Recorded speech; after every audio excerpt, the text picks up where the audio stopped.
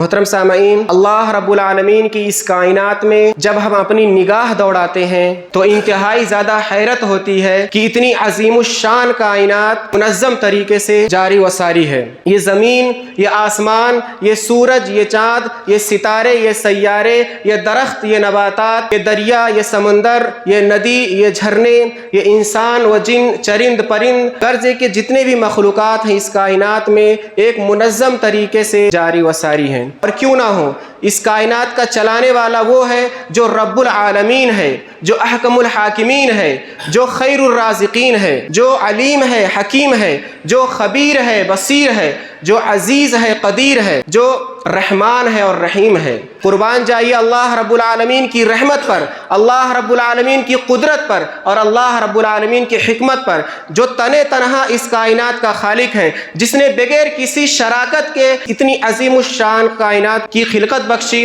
اور اتنی عظیم الشان کائنات کو بغیر کسی شراکت کے چلا رہا ہے۔ الحمدللہ رب العالمین۔ محترم سامعین، اسی کائنات میں اللہ رب العالمین کی طرف سے ایک چیز ہے جو انسانوں کے لیے بہت اہم ہے، جسے موسم کہتے ہیں، جیسے سردی، گرمی، برسات، بہار اور خزاں کا موسم۔ محترم سامعین، یہ موسم انسانوں کے لیے بہت ہی زیادہ اہم ہے اور موسم کی تبدیلی اللہ رب العالمین کی طرف سے انسانوں کے لیے بہت بڑی نعمت ہے، اس اعتبار سے کہ موسم کی تبدیلی کی وجہ سے رزق کی کشادگی ہوتی ہے، موسم کی تبدیلی کی وجہ سے مختلف قسم کے رزق کے حصول کا ذریعہ ہوتا ہے، کیونکہ جو رزق گرمی کے موسم میں حاصل ہوتا ہے وہ رزق سردی میں نہیں، اور جو رزق سردی میں حاصل ہوتا ہے وہ رزق گرمی میں نہیں، اسی طریقے سے جو رزق برسات میں حاصل ہوتا ہے وہ دوسرے موسموں میں نہیں۔ تو موسم کی تبدیلی کی وجہ سے انسان ہر قسم کے رزق کو حاصل کر لیتا ہے اور ہر قسم کے رزق سے فائدہ اٹھا لیتا ہے۔ سامعین، یہ اللہ رب العالمین کی قدرت کی بہت بڑی نشانی ہے۔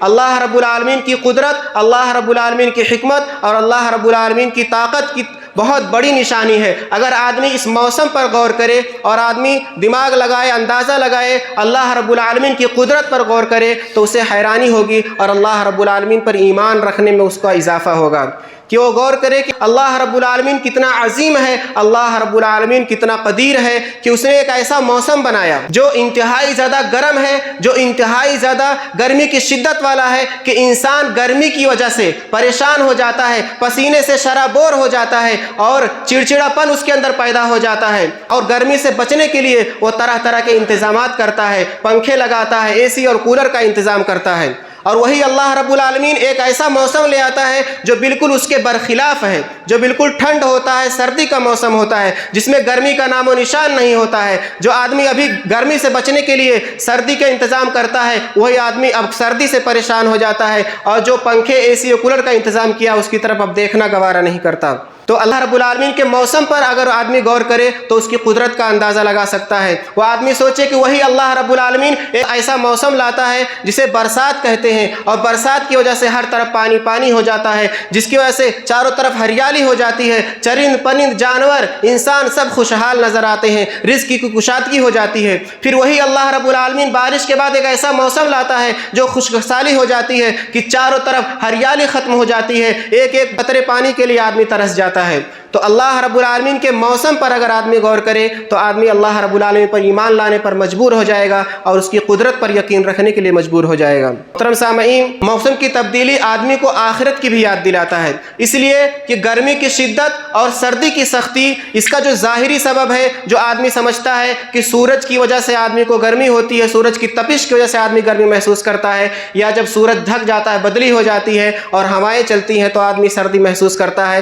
یہ ظاہری سبب ہے۔ لیکن اس کا ایک حقیقی سبب ہے جو جہنم سے جڑا ہوا ہے۔ اللہ کے رسول صلی اللہ علیہ وسلم نے ارشاد فرمایا، بخاری شریف کی روایت ہے، حدیث نمبر 537، اشتقت النار الى ربها فقالت یا ربی اکل بعضی بعضا فاذن لها بنفسین، نفس فی الشتاء ونفس فی الصیف فهو اشد ما تجدون من الحر واشد ما تجدون من الزمہریر، کہ جہنم نے اپنے رب سے شکایت کی اور اس نے کہا، اے میرے رب، میرا بعض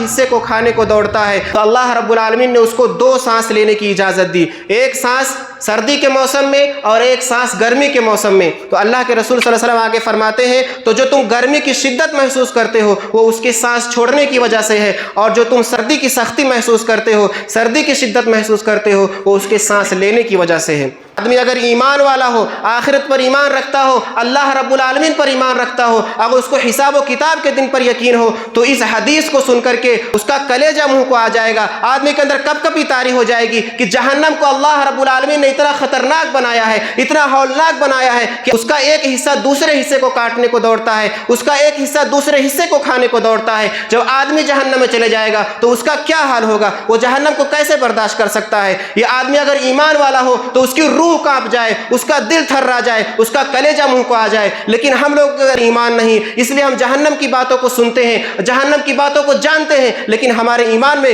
گرماہٹ پیدا نہیں ہوتی ہے، ہمارے ایمان میں تازگی پیدا نہیں ہوتی ہے، ہمارا کلیجہ منہ کو نہیں آتا ہے۔ اس جہنم کی گرمی کو ہم یہاں رہ کر کے محسوس کرتے ہیں، جب جہنم میں اللہ رب العالمین داخل کر دے گا تو اس وقت کیا حال ہوگا؟ محترم سامعین، اگر ہم سردی کی بات کریں تو سردی اللہ رب العالمین کی طرف سے بہت بڑی نعمت ہے، اس لیے کہ اس میں عبادت کرنے میں بہت سکون محسوس ہوتا ہے، اس میں آدمی سکون کے ساتھ عبادتیں کر سکتا ہے، نماز ہو، روزہ ہو، یا اسی طریقے سے قرآن کی تلاوت ہو، ذکر و اذکار ہو، یہ عبادتیں کرنے میں اس کو پسینہ نہیں ہوتا، گرمی کی شدت نہیں ہوتی، اس لیے آدمی کے اندر چڑچڑاہٹ اور اس کے اندر اکتاہٹ پیدا نہیں ہوتی، وہ سکون کے ساتھ عبادتیں کر سکتا ہے۔ اسی لیے اللہ کے رسول صلی اللہ علیہ وسلم نے ارشاد فرمایا، جس کو امام ترمذی نے روایت کیا ہے، حدیث نمبر 797، الغنیمۃ الباردہ الصوم فی الشتاء،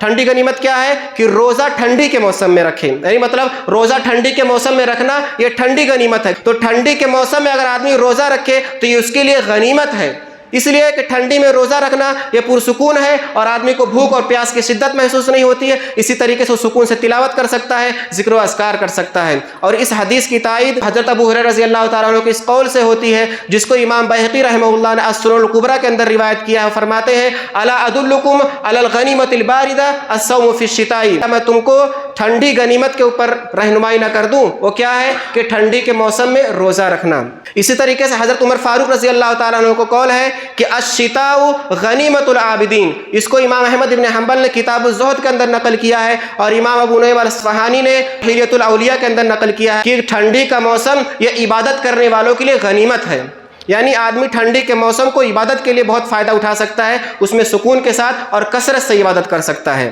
اسی طریقے سے حضرت عبداللہ بن مسعود رضی اللہ تعالیٰ عنہ قول ہے کہ اللہ رب العالمین اس بندے کی طرف دیکھ کر کے تعجب کرتا ہے، اس بندے کو دیکھ کر کے مسکراتا ہے جو بندہ انتہائی ٹھنڈی کی رات میں، سردی کی سختی کے حالت میں وہ اپنے بستر کو چھوڑ کر کے اٹھ جاتا ہے، اپنے کمبل کو چھوڑ کر کے اٹھ جاتا ہے اور ٹھنڈے ٹھنڈے پانی سے وضو کرتا ہے اور پھر نماز پڑھتا ہے، تو اللہ رب العالمین اس بندے کی طرف دیکھ کر تعجب کرتا ہے اور اس کی طرف دیکھ کے مسکراتا ہے، اپنے فرشتوں سے پوچھتا ہے، فرشتوں بتاؤ میرے اس بندے کو اتنی مشقت برداشت کرنے پر کس چیز نے ابھارا، اتنی تکلیف برداشت کرنے پر کس چیز نے ابھارا کہ وہ اپنی نیند کو قربان کر کے اپنے گرم بستر سے اٹھ کر کے نماز پڑھ رہا ہے، اتنی تکلیف برداشت کرنے پر اس کو کس چیز نے ابھارا؟ فرشتے کہتے ہیں کہ اے اللہ رب العالمین، وہ بندہ تیری رحمت کی امید کرتا ہے، وہ تیرے عذاب سے ڈرتا ہے، اسی لیے وہ یہ کام کر رہا ہے۔ تو اللہ رب العالمین فرماتا ہے کہ فرشتوں تم لوگ گواہ رہو، یہ جس چیز کی امید کرتا ہے میرا بندہ، یہ جو چیز کی امید کرتے ہوئے یہ رات میں اٹھ کر کے عبادت کر رہا ہے، میری رحمت کی امید کر رہا ہے، میں نے اس کو اپنی رحمت دے دی، اور جس چیز سے یہ ڈر رہا ہے، جس چیز سے ڈر کر کے عبادت کر رہا ہے، میرے عذاب سے ڈر رہا ہے، میں نے اس کو اپنے عذاب سے مامون کر دیا، اس کو امن عطا کر دی۔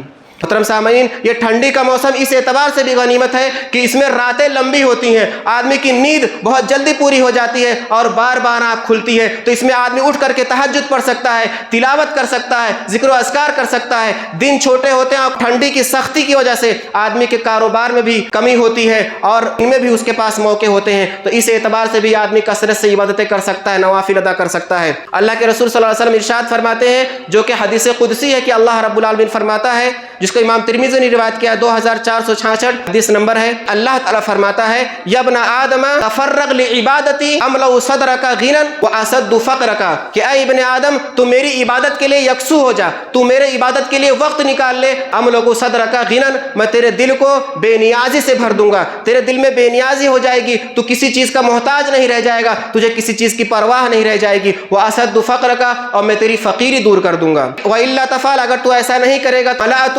यदैका शुगलन, मैं तेरे दिल को मशगूलियत से भर दूंगा, वलम असद फक़रका, और मैं तेरी फ़कीरी दूर नहीं करूंगा। आज यही हो रहा है कि आदमी जब अल्लाह के लिए वक्त नहीं निकालता है, अल्लाह की इबादतें नहीं करता है और दुनिया में लगा हुआ है, दुनिया को कमाने के लिए, दुनिया को हासिल करने के लिए अल्लाह ताला के लिए वक्त नहीं निकालता है, तो अल्लाह रब्बुल आलमीन उसको रिस्क की कसरत देता है, उसको रिस्क में बहुत आगे बढ़ा देता है, उसको दुनिया में ऐसा मशगूल कर देता है कि उसके पास एक एक सेकंड का भी वक्त नहीं रखता है। उसके पास 3-3 4-4 मोबाइल है, वो हर मोबाइल पे उसके पास फ़ोन आ रहा है, उसके पास बात करने के लिए वक्त नहीं है। इतना काम है कि वो काम में ऐसा लगा हुआ कि सांस लेने की फुर्सत नहीं है। और रिस्क की इतनी कसरत है कि वो करोड़ों का मालिक है, अरबों का मालिक है, लेकिन अल्लाह रब्बुल आलमीन ने उसके दिल को इतना तंग कर दिया है, उसकी फ़कीरी को दूर नहीं किया है कि वो मोहताज पैसे होने के बावजूद तरह तरह की बीमारियां, तरह तरह की परेशानियां और तरह तरह के केस उसके ऊपर लगे हुए हैं कि करोड़ों का मालिक होने के बावजूद भी वो परेशान है, उसको नींद नहीं आती है। नींद को हासिल करने के लिए उसको नींद की गोली खाना पड़ता है। तो मोहतरम सामीन, अल्लाह रब्बुल आलमीन के लिए अगर आदमी वक्त निकाले और उस वक्त को इबादत में लगाए तो अल्लाह ताला दिल को बेनियाज कर देता है। और ऐसा कम रहे, उसके पास दौलत कम रहे, लेकिन फिर भी उसकी तंगदस्ती दूर हो जाती है। मोहतरम सामीन, सहाबे कराम सर्दी की सख्ती के बावजूद, सर्दी की शिद्दत के बावजूद अपनी इबादतों में कमी नहीं लाते थे। ऐसा नहीं कि सर्दी सख्त है तो सहाबे कराम नर्म पड़ जाए और इबादतों में कोताही करने लग जाएं। मैं आप लोगों के सामने 2 वाक़या जिक्र करता हूं जो कि जंग खंदक का है, जो अल्लाह के रसूल सल्लल्लाहु अलैहि वसल्लम ने हज़रत सलमान अल फ़ारसी रज़ी अल्लाह तआला अन्हु के मशवरे से मदीने के अतराफ़ में खंदक खुदवाई थी ताकि दुश्मन जब आए तो मदीने के अंदर दाखिल ना हो सकें। ठंडी का मौसम था। अल्लाह के रसूल सल्लल्लाहु अलैहि वसल्लम एक मरतबा फज्र के बाद गए, देखा कि अंसार और मुहाजिरीन ठंडी की हालत में, फज्र के बाद सहाबे कराम अंसार और मुहाजिरीन उस खंदक को खोदने में लगे हुए हैं। अल्लाह के रसूल सल्लल्लाहु अलैहि वसल्लम को देखकर बहुत ही ज़्यादा रहम आया। अल्लाह के रसूल सल्लल्लाहु अलैहि वसल्लम ने फरमाया, अल्लाहुम्मा इन्नल आइशा आइशुल आखिरा फग़फिरिल अंसार वल मुहाजिरा, कि ऐ अल्लाह रब्बुल आलमीन, बेशक आयश जो है वो आखिरत का आयश है, यानी आयश और आराम सुकून जो है वो आखिरत में हासिल होने वाला है। ऐ मेरे अल्लाह, ऐ मेरे परवरदिगार, तू अंसार और मुहाजिरीन को माफ़ कर दे, उनके गुनाहों को दरगुजर फरमा दे। उसके जवाब में सहाबे कराम ने क्या कहा, नहनुल लज़ीना बायउ मुहम्मदन अलल जिहादी मा बक़ियना अबदन, हम वो हैं जिन्होंने मोहम्मद सल्लल्लाहु अलैहि वसल्लम से जिहाद करने के ऊपर बैत कर लिया है, जिहाद करने के ऊपर वादा कर लिया है कि जब तक हमारी जान में जान रहेगी, एक सांस भी चलती रहेगी, आखिरी दम तक हम अल्लाह के रसूल सल्लल्लाहु अलैहि वसल्लम के ऊपर बैत कर चुके हैं कि हम अल्लाह की राह में जिहाद करेंगे। ये था ठंडी के आलम में, सहाबे कराम को कोई परवाह नहीं थी। और उसी जंग का वाक़या है जिस अल्लाह के रसूल सल्लल्लाहु अलैहि वसल्लम ने हज़रत हुज़ैफ़ा बिन यमान रज़ी अल्लाह तआला अन्हु को कुफ़ार की जासूसी करने के लिए भेजा। रात का वक्त था, ठंडी का मौसम और तूफ़ानी हवाएं चल रही थी। उन्होंने अल्लाह के रसूल सल्लल्लाहु अलैहि वसल्लम को हुक्म के सुनते हुए फ़ौरन फर्माबरदारी की और बगैर चूँ चरा किए हुए अल्लाह के रसूल सल्लल्लाहु अलैहि वसल्लम के हुक्म की बजावारी के लिए उस ठंडी के मौसम में और सख्त तूफ़ानी रात में निकल खड़े हुए और जाकर जासूसी की। वो फरमाते हैं, मैं अल्लाह के रसूल सल्लल्लाहु अलैहि वसल्लम के पास से जब मुड़ करके गया तो मुझे ऐसा लग रहा था जैसे कि मैं हम्माम के अंदर चल रहा हूँ। तो ठंडी के मौसम में उनकी ईमान की ताजगी थी, अल्लाह के रसूल से मोहब्बत थी और अल्लाह ताला की फरमाबरदारी थी कि उनको ठंडी का मौसम, सर्दी की सख्ती भी उनको गर्मी लग रही थी। मुहतरम सामीन, अगर सख्त सर्दी की रात में आदमी ठंडे ठंडे पानी से वज़ू करता है और अल्लाह रब्बुल आलमीन के लिए नमाज अदा करता है, नवाफिल अदा करता है, तो अल्लाह रब्बुल आलमीन उसको बहुत ज़्यादा पसंद करता है और उसके गुनाहों को माफ़ कर देता है और उसकी दर्जात को बुलंद करता है। अल्लाह के रसूल सल्लल्लाहु अलैहि वसल्लम ने इरशाद फरमाया, इसको इमाम मुस्लिम ने रिवायत किया है, हदीस नंबर 251, अला अदुल्लुकुम अला मा यमहुल्लाहु बिल खताया व यरफउ बिद दरजात, क़ालू बला या रसूलल्लाह सल्लल्लाहु अलैहि वसल्लम। अल्लाह के रसूल सल्लल्लाहु अलैहि वसल्लम ने पूछा, क्या मैं तुम्हारी ऐसी चीज़ की तरफ रहनुमाई ना कर दूं कि जिसकी वजह से अल्लाह रब्बुल आलमीन गुनाहों को मिटा देता है और दर्जात को बुलंद कर देता है। तो सहाबे कराम ने कहा, क्यों नहीं अल्लाह के रसूल, ज़रूर बतलाइए। तो अल्लाह के रसूल सल्लल्लाहु अलैहि वसल्लम ने फरमाया, इसबागुल वज़ू अलल मकारिही, कि नापसंदीदगी की हालत में भी वज़ू को अच्छी तरीके से करना, व कसरतुल खुता इलल मसाजिदी, और कसरत से मस्जिद की तरफ चल करके जाना, इंतज़ारुस सलाति बादस सलाति फ़ज़ालिकुमुर रिबात, एक नमाज के बाद दूसरी नमाज का इंतज़ार करते रहना और ये तुम्हारे लिए एक जिहाद है। गोया कि 3 अमल अल्लाह के रसूल सल्लल्लाहु अलैहि वसल्लम ने बतलाया। पहला क्या है, नापसंदीदगी की हालत में भी वज़ू करना, और नापसंदीदगी की हालत यही है कि ठंडी के मौसम में ठंडे पानी से वज़ू करना, कि आदमी का दिल नहीं करता है वज़ू करने का, उसका मन नहीं करता है कि वज़ू करे, लेकिन फिर भी वो अपने नफ्स को मार करके वो अल्लाह रब्बुल आलमीन के हुक्म को मानते हुए वज़ू करता है, तो अल्लाह रब्बुल आलमीन उसके गुनाहों को माफ़ कर देता है और उसके दर्जात को बुलंद करता है। لیکن آج جب ہم مسلم معاشرے کا جائزہ لیتے ہیں تو انتہائی افسوس ہوتا ہے کہ اللہ رب العالمین کی طرف سے نیکیوں کے اتنے مواقع ملنے کے باوجود، اللہ رب العالمین کی طرف سے اتنی رخصت ملنے کے باوجود مسلمان غفلت کے شکار ہیں۔ اللہ رب العالمین موسم بدل بدل کر نیکیوں کے راہیں ہموار کرتا ہے، لیکن مسلمان بہانہ کر کر کے اپنے لیے گناہوں کے راستے کھول لیتا ہے۔ اللہ رب العالمین رخصت دے دے کر اپنی عبادتوں کو آسان کرتا ہے، لیکن آدمی عذر پیش کر کر کے عبادتوں کو مشکل بنا لیتا ہے۔ یہ سردی کا موسم اگر آدمی چاہے تو گرم لباس پہن کر کے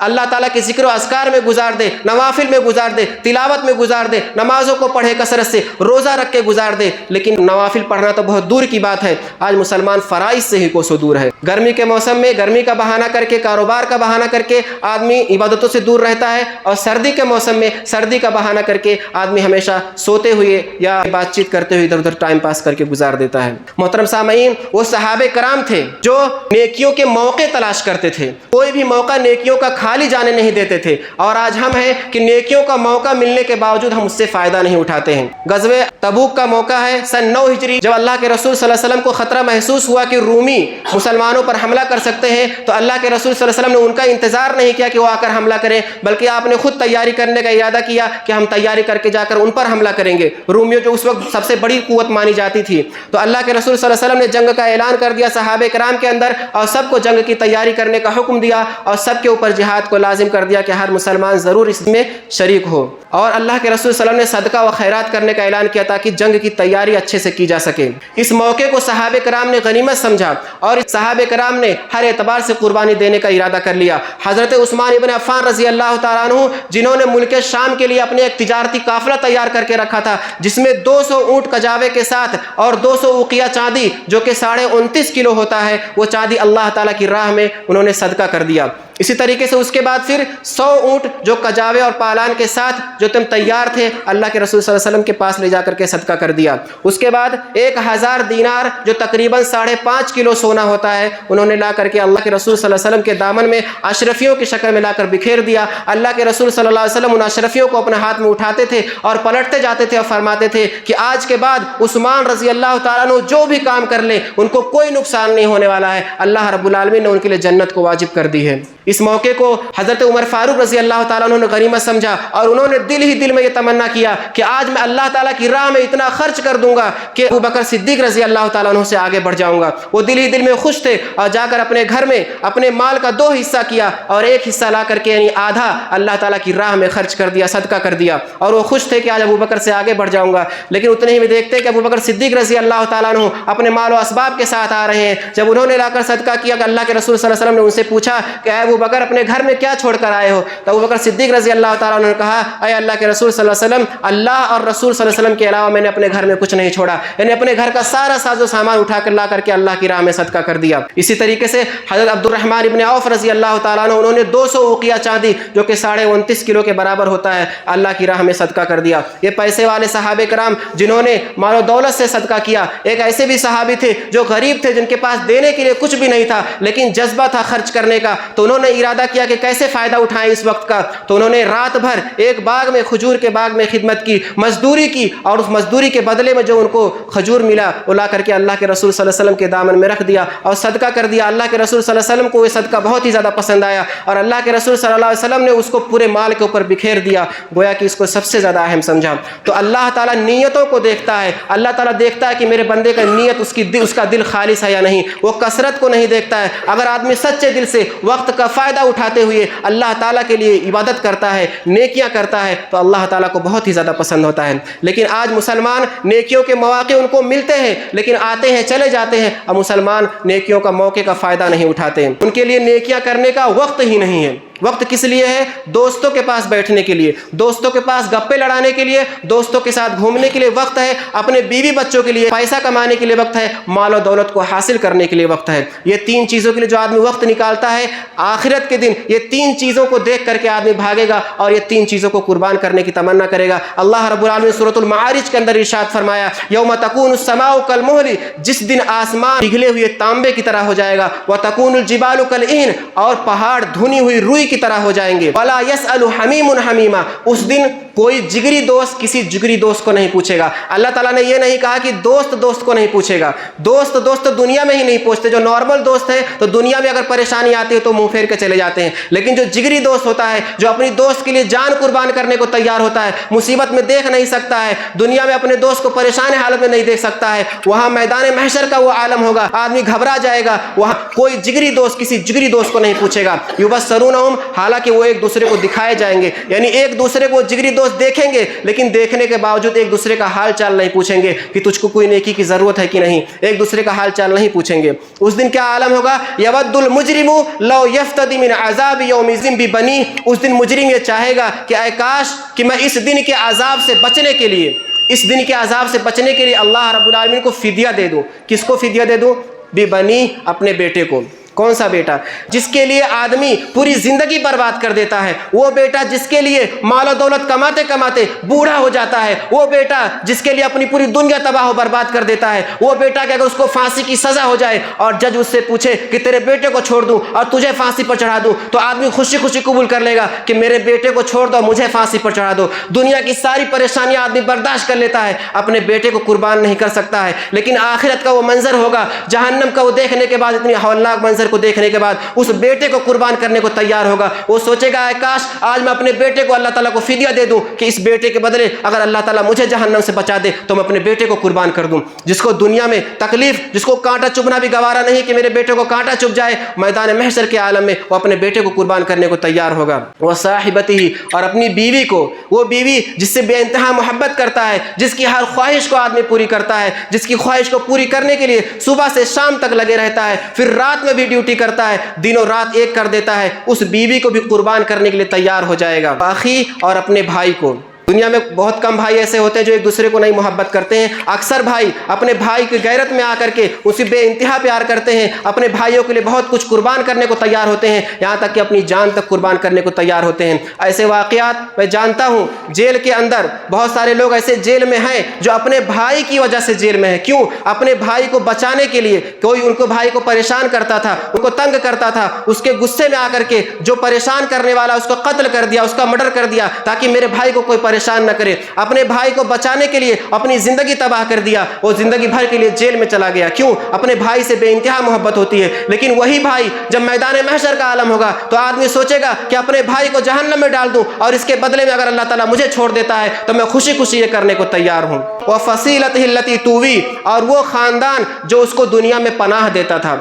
جب کفار مکہ کا زمانہ ہم دیکھتے ہیں، عرب کا زمانہ، تو خاندانی نظام بہت ہی اچھے سے چلتا تھا اور خاندانی غیرت لوگوں کے اندر بہت زیادہ پائی جاتی تھی۔ اگر خاندان کے اوپر کوئی انگلی اٹھا دیتا تھا تو لوگ اس کے لیے تلواریں نکال لیتے تھے اور ایک دوسرے کو قتل کرنے کے لیے تیار ہو جاتے تھے، یعنی خاندان سے اپنے بہت ہی زیادہ پیار تھا، ان کو اپنے خاندان سے بہت زیادہ محبت رکھتے تھے۔ تو اللہ رب العالمین نے اس لیے خاندان کا بھی ذکر کر دیا کہ جس خاندان سے تم اتنا بے انتہا محبت کرتے ہو، جس خاندان سے تم اتنا بے انتہا پیار کرتے ہو کہ ان کے لیے تم اپنی جان قربان کرنے کو تیار ہوتے ہو، ان کے لیے تلوار نکال کر کے فکر نہیں کرتے ہو کہ تمہاری جان چلی جائے گی، ان کے لیے لڑنے کو نکل جاتے ہو، اسی خاندان کو تم قربان کرنے کے لیے تیار ہو جاؤ گے۔ ومن فی الارض جمیعا ثم ینجی، اور آخر میں اللہ رب العالمین نے پوری دنیا کا ذکر کر دیا کہ آدمی سوچے گا کہ زمین کے اندر جتنے لوگ ہیں میں سارے لوگوں کو اللہ تعالیٰ کو فدیہ دے دوں کہ اللہ تعالیٰ ان سب کے بدلے مجھے جہنم سے بچا دے، تو آدمی وہ کرنے کو بھی تیار ہو جائے گا۔ اللہ تعالیٰ نے کیا فرمایا؟ کلا انہا لظا، ہرگز نہیں، بے شک جہنم آگ کا یہ شعلہ ہے، نزاعۃ للشوا، یہ گال کی اور سر کی